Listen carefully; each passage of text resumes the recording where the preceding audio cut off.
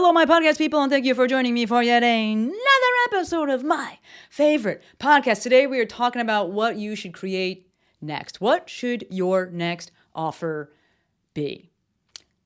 Right off the bat, thank you for the reviews. If you listen to these episodes in order, I did it at the end of last one, and I was like, you know what? I'm going to start this episode out by talking about this. I'm going to introduce the topic. What should your next offer be? And then I'm going to jump right in to talking about the ratings and reviews, because y'all are freaking amazing, and I want to highlight this. Like I said last episode, I seen John, and I use their first names like I know them. I seen John and Alex do this on their podcast, Give It To Me Straight, and I'm like, I love this. Like, let me love on my people. So today we're reading a review from Chelsea Fitness Coach. She's funny. She knows it's an inside joke, but she wrote, "Tough love with a soft touch. Thursday morning motivation at its finest. Short, sweet, effective. Action breeds momentum. Nothing changes if nothing changes. And do the thing so you can get the thing done, if it's important to you. Love, love, love Maestro's take on time management and action-oriented productiveness. Chelsea Savage." Parentheses, because it's always funny. Our inside joke. Chelsea, thank you. Thank you. And it's really cool with this review because I'm like, yeah, that is what I stand for. That's what I hope you folks are taking away from it. And so it's really cool when you hear people summarize your words back to you and you're like, yes, that is exactly what I'm saying. That is exactly what I hope you're taking away. And just thank you. So if you all want to leave a review, I'm going to read them. If you don't like that part, I'm sorry. Just, fast forward through, but I like to love on my people. So Chelsea, thank you for that. So today we are talking about what your next offer should be. So 4 things to remember when you're looking to decide about your next offer, when you're thinking about creating something, right? Number 1, wait to create. I stay saying this, wait to create. If no one is asking you for anything, do not be making anything because you're not going to sell anything, okay? Number 2, run the same thing a zillion times. The first time I ran the intensive, 2019. We are now going on round 14. That will launch in October. We'll drop the waitlist for you if you wanted to hop on that. My Mafia, I started that in 2020. We're going on 3 years of doing that. Still going, same structure. And then Jill and I launched Legacy in 2021. We are going to launch round 4 of that this year. So I've added a new thing, a new offer once a year. But I keep running those things. I'm not offering, I'm not introducing a bunch of new offers every year. We introduce it and then keep on going for 1 zillion years.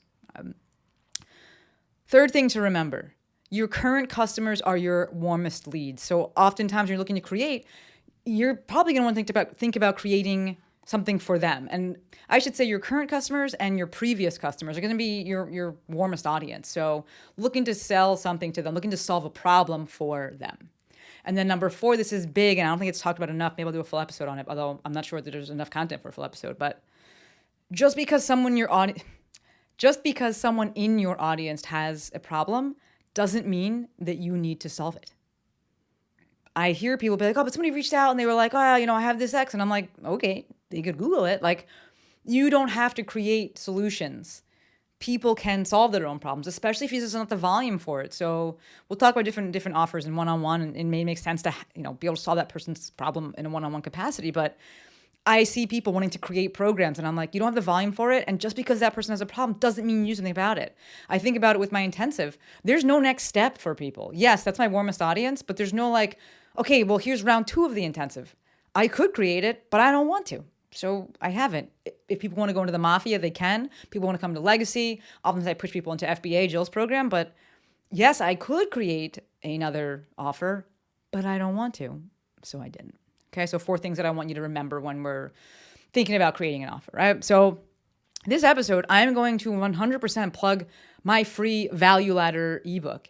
It is a great exercise, or provides a great exercise for organizing your current offers and assessing the diversity of your offers, right? So if you go to themovementmaestro.com/value ladder, we will also link that in the show notes.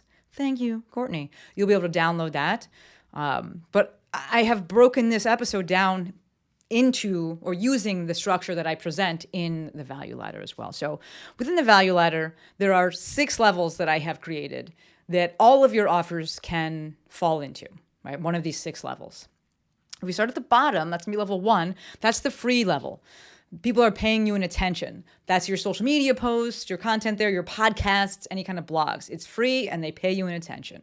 Level 2 would be an email exchange. So these are going to be your freebies. The thing that I'm telling you can download, the value ladder, that's a freebie. That's a level 2. So your PDFs, videos, you can do quizzes, things like that. Any of your freebies, those, let's get exchanged for an email. It's going to be level 2. Level 3 is going to be paid low ticket. This is webinars and workshops. Level 4 is paid no touch. This is going to be your online courses, your DIY self-paced online courses. Level 5 was going to be paid low/leveraged touch. And that's going to be group courses or memberships. Right? So this is, we can have a high price point on these things. Like my intensive would be a level 5, and that's $597. The price point of $597. So it's not that these are the cheap things or anything like that. This is just, it's paid and it's going to be a leveraged model. So it's one to many. Okay. And then the next one up, highest level, is going to be paid high touch. Within this, we see things like masterminds and, of course, one-on-ones. I could theoretically put one-on-ones as a level 7, but I think that they can go in level 6 just fine. I will say that 99% of the time, anyone that's starting out, you're going to start with level 6, which is interesting, right? That's going to be your one-on-one service. Right? So because we can promise an outcome, which is why we start with that. And we also don't need a ton of volume. You need volume to have a group program. Okay.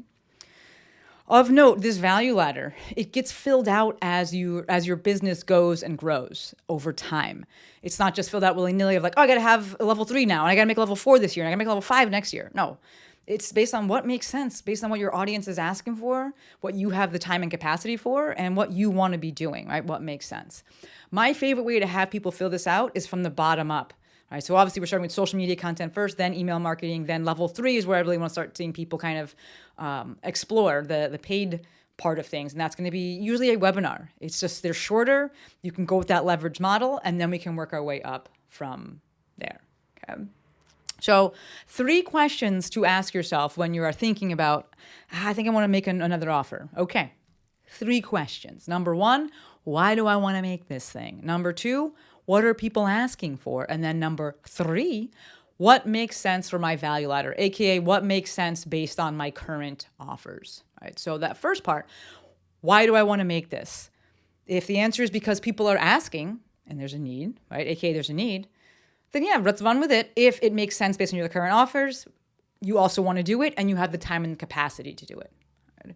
If the reason you want to make this is because you want to make more money, and this is different than a cash injection where you're like, I need money now. You're like, I just want to increase my revenue.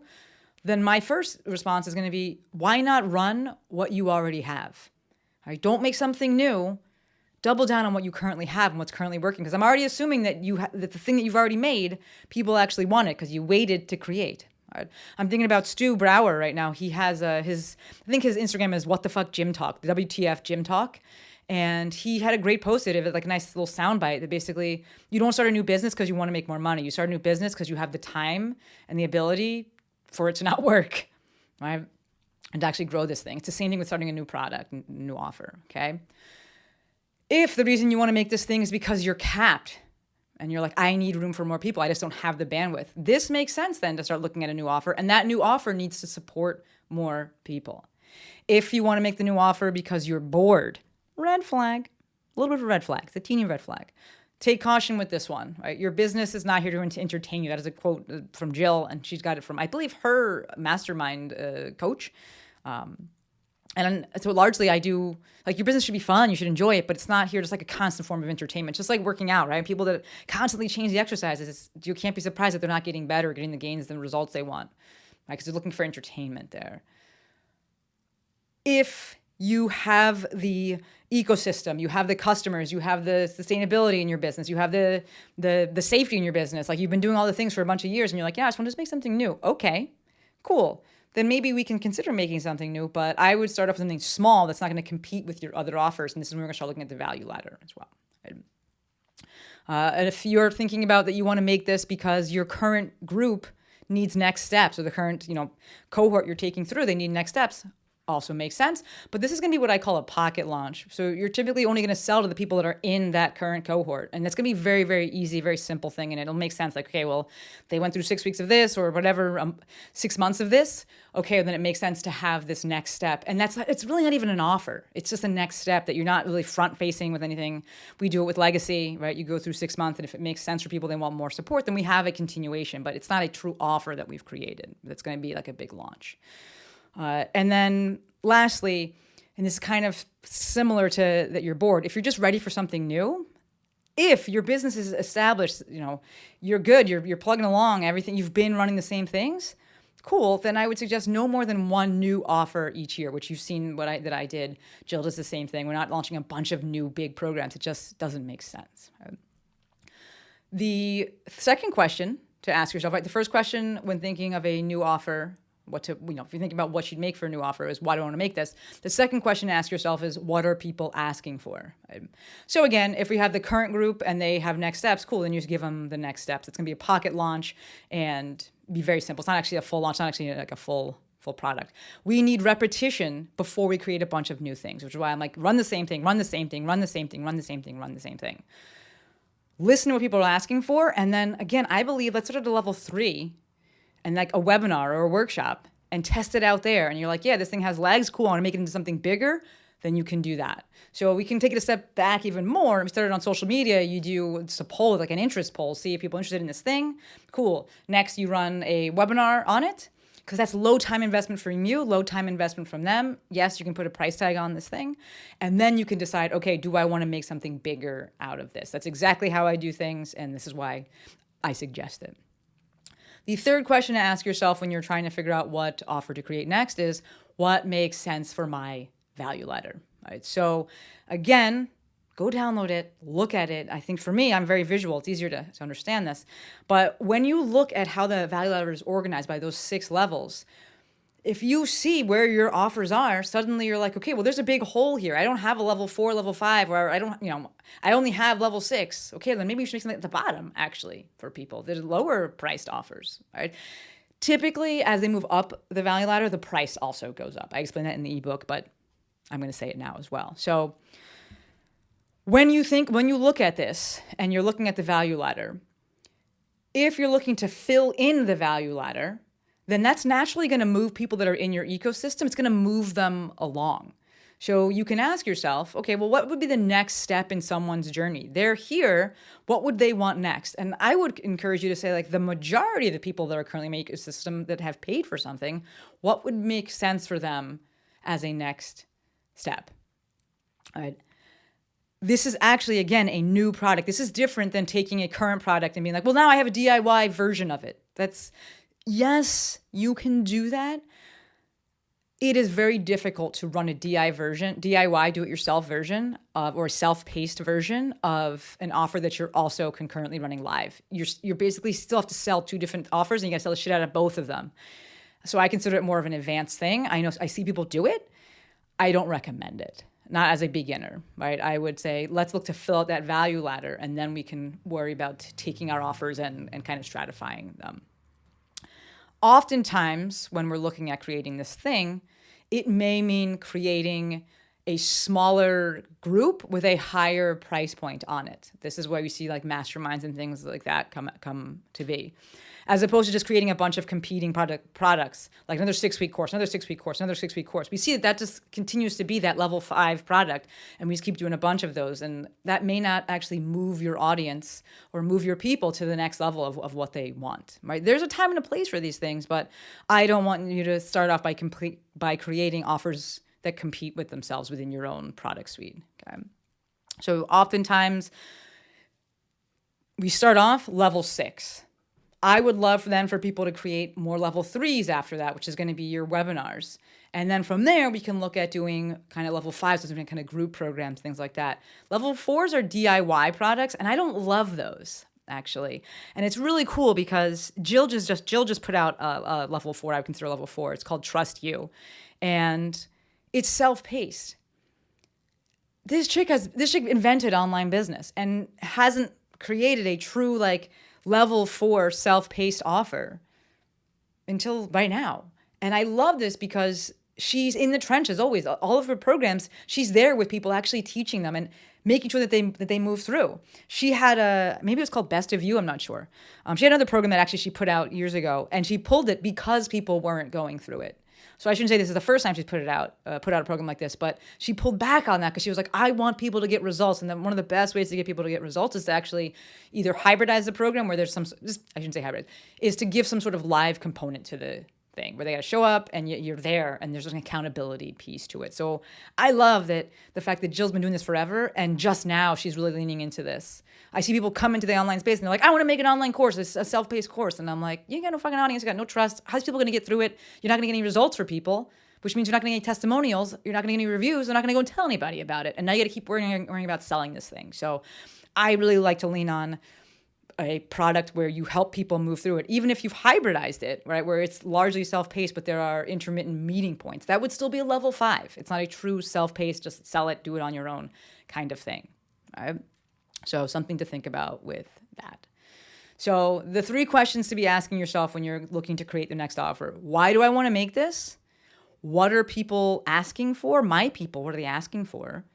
And what makes sense based on my value ladder? I can't tell you this. I don't know what your products are. You can look at this, it's a free ebook and go through it. If you want my eyes, you want my help with this, would love to do a Maestro meeting with you for sure.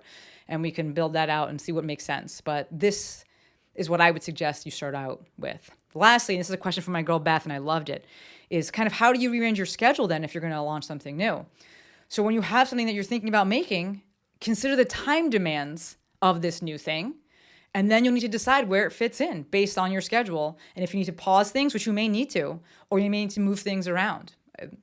This is the value in running the same offer over and over and over again. You know how long it takes to launch it. You know the energy demands of launching it. You know the energy demands of running it. You know the time demands of running it.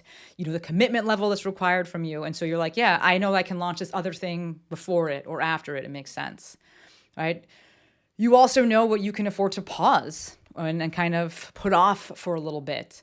When I started doing Legacy, then I went down to only launching the intensive twice. When I first did intensive, I did launch it 4 times that year because it was only my only offer.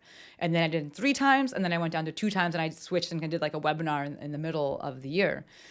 Because I had run the same thing. I knew the time demands of it. I knew how it was structured. I knew what capacity I had. And so, yeah, you may need to pull back on things. Because we have a fixed amount of time. You may need to pull back on certain things so that you can actually implement this new thing. This is also why, I should say, the best time management advice I can give is that only one big launch per quarter, only one new offer per year, and do not ever launch 2 things at once. Right? Very, very simple. So if you're thinking about launching something new, re-listen to the episode, go through the things that I just put out there.